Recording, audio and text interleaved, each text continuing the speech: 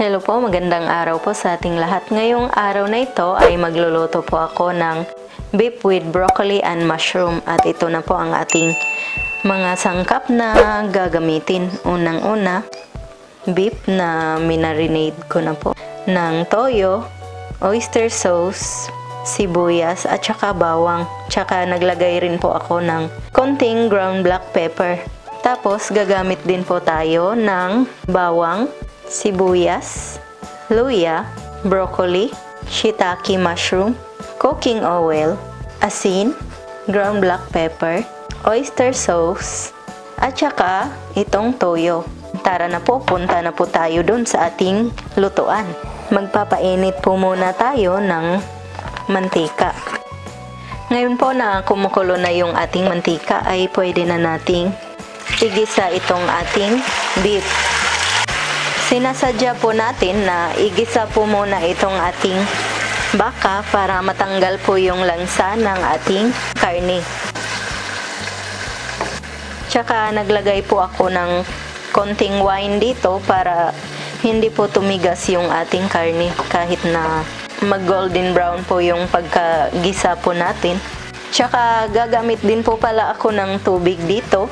Nakalimutan ko po palang i-mention kanina na kakailanganin po natin ng mga 2 cups na tubig.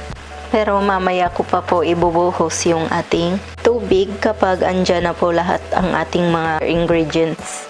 Ngayon po na medyo lumambot na po itong ating karning baka at saka medyo na golden brown na siya. So, hahanguin po muna natin siya para hindi po siya masunog.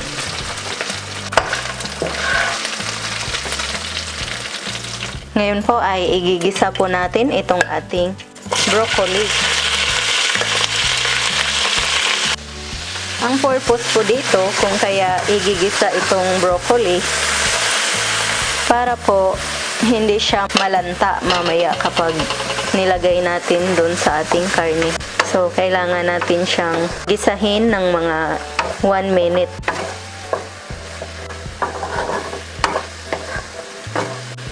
Tsaka mas crunchy po siya kapag igigisa po muna natin kaysa doon sa tsaka mo na ilagay kapag panghuli na. Yan ang purpose natin. Kaya ginigisa po natin itong ating broccoli. Ngayon ay 1 minute na po ang nakalipas. So, pwede na natin siyang hanguin.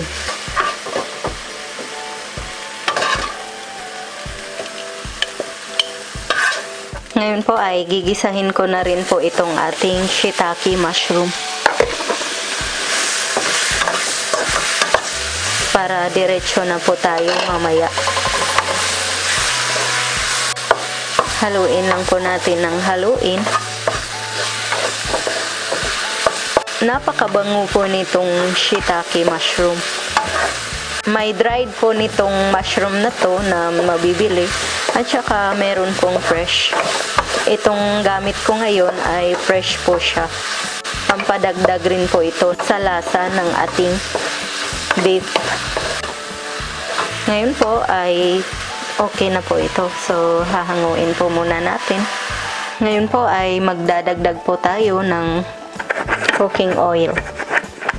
Tapos, magigisa na po tayo ng ating bawang.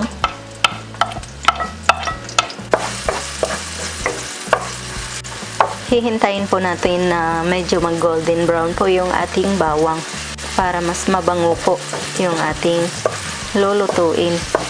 Pero wag nyo pong sunugin yung inyong mga bawang na ginigisa. Kailangan po bantayan nyo. Medyo na golden brown na po yung iba. So, pwede na nating isunod ang ating sibuyas. Pwede na rin pong isunod ang ating luya.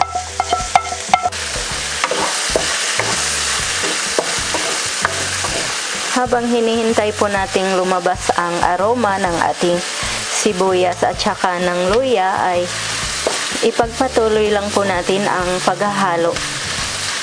Ayan, medyo mabango na po yung ating sibuyas at saka luya. Maglalagay na po tayo ng 1 tablespoon ng toyo. Tapos hahaluin natin. Tapos pwede na nating ilagay ang ating baka na ginisa natin kanina. Tapos hahaluin lang po natin. Maglalagay po tayo ng konting oyster sauce. Yan, mga 1 teaspoon ng oyster sauce. Para pangdagdag po sa lasa ng ating beef and broccoli with mushroom.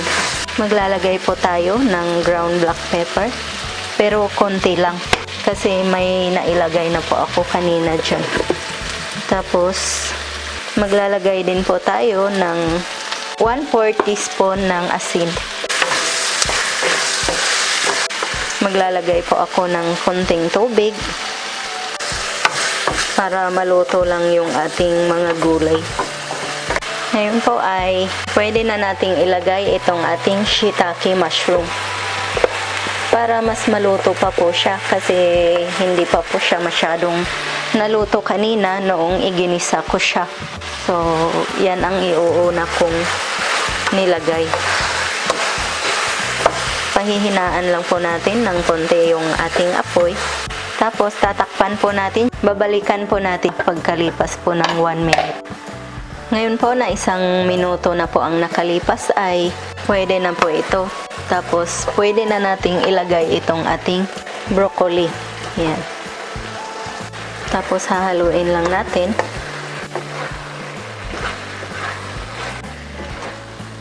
Ayan na po. Luto na ang ating beef with broccoli and mushroom. Pinatay ko na po yung ating apoy. Ngayon po ay hahanguin lang po natin para ma-serve na po natin.